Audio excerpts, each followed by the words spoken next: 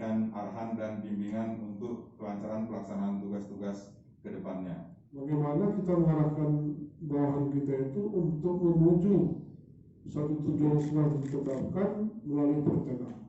Jadi tidak ngarang-ngarang saudara, inovasi saudara itu 1000 misi di dalam menjalankan visi atau misi yang sudah ditetapkan di akhir ini.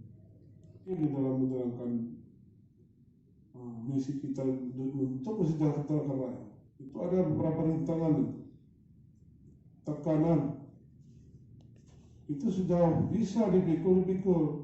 Nah, saudara pemimpin itu harus tahu diri namanya kita. Bahwa kita itu pemimpin. Saudara sudah diuji dari sekian ratus orang, dilihat juga kepercayaan saya kepada saudara. Tugas pokok yang harus dijalankan. Tugas pokok kita apa? Tupoksi kita apa? Karena di dalam kantor itu berusaha. Artinya jangan mencari kekayaan di jabatan itu.